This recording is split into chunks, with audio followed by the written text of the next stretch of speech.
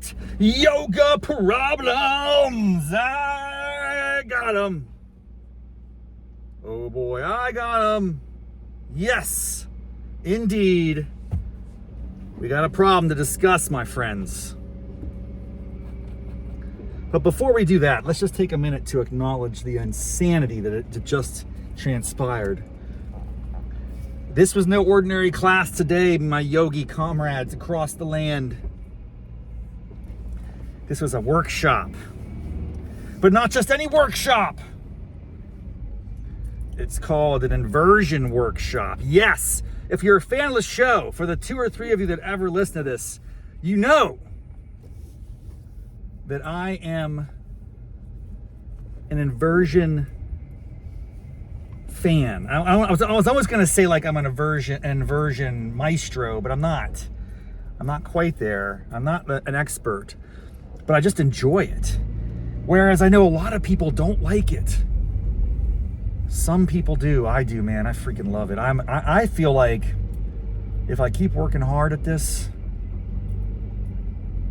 it's conceivable that I could someday be mediocre at it.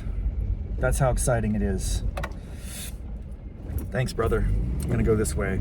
So, dude, the headstand workshop, actually it's called an inversion workshop, is still kind of like a core 2 class. You gotta flow in, you do your sun A, your sun B, but it's pretty quick through that. And then you get a lot of time with 2 instructors. That was wild. I've never done that. 2 instructors in the class. Having a blast, man. We had a blast. And I did pretty well. I had to confess, I might have been in the top 10% of the class today. It was probably about 15 or 20, maybe 15 students.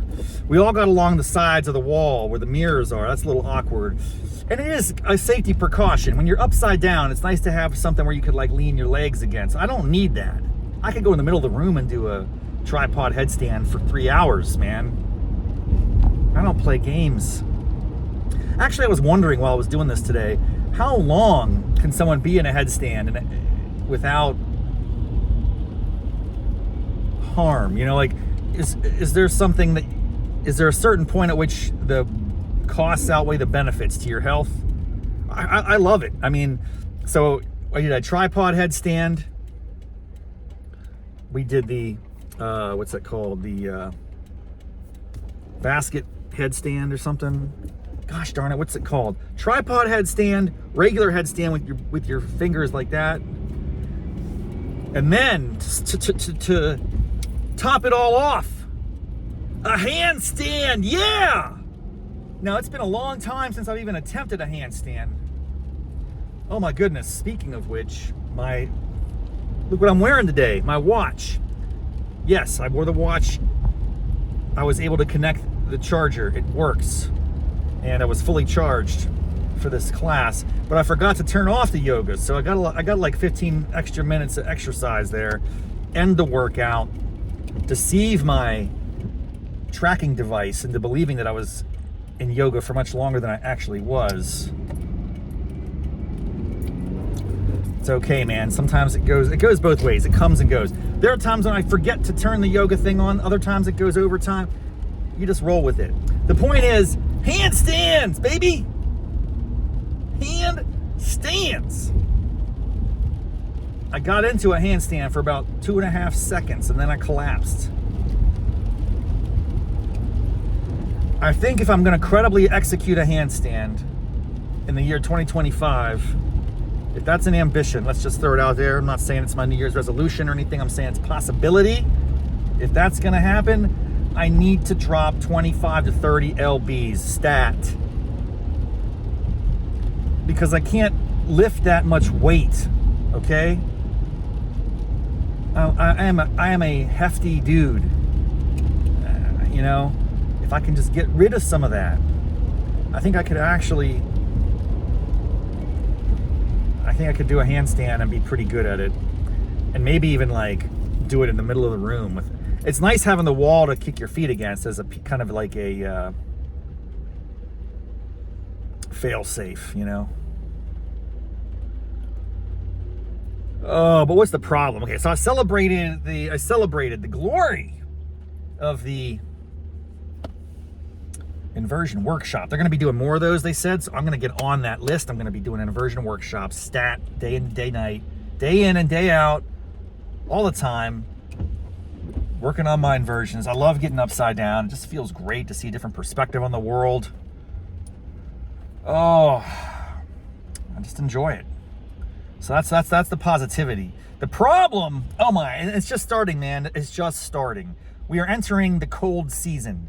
Now it took a lot longer than it usually does, because cold season sometimes starts as early as like October, but we've been having a little bit of delay. The weather's very spotty here. But today, for sure, I did notice people are starting to wear multiple layers of clothing. Sweaters, jackets, scarves, gloves, hoodies. Layers, baby, layers. Now, I don't do that. I'm pretty much very lean and mean. I don't want to take too much time disrobing before class. But this is not true for most people. It's like most yogi practitioners run a little bit cold because they are just bundled up.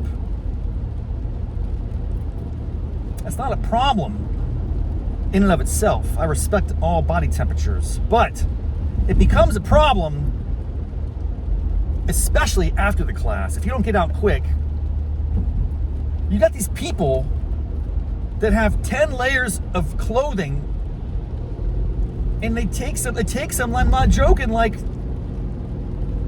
7 to 10 minutes just to get dressed up again. The problem is they open the locker door and then they're doing it, but they're in the way. My locker's right next to you. I can't get in there, lady. Now, if I had courage and courtesy, I would just be like, excuse me, can you put your clothes on or whatever over here so I can go in there and get my stuff? All I gotta do is open up, grab and go. I am so efficient. I have 2 phones. I have a watch. I'm wearing the watch. I have a wallet. I have keys. I just throw those into my toboggan hat, put it in there. I throw my jacket off, put it in there. Boom, boom, bam, bam. I'm in it. I'm out. There's no delays. There's no externalities imposed on society when Rob Rafferty's in the house. He is a convenience providing fool. That's who I am. But most of the world doesn't operate that way. They just feel like, hey, I'm gonna hang out here and I'm gonna, chit-chat. The other thing is just the chit-chat. I can't handle the chit-chat, man. What is up with the chit-chat?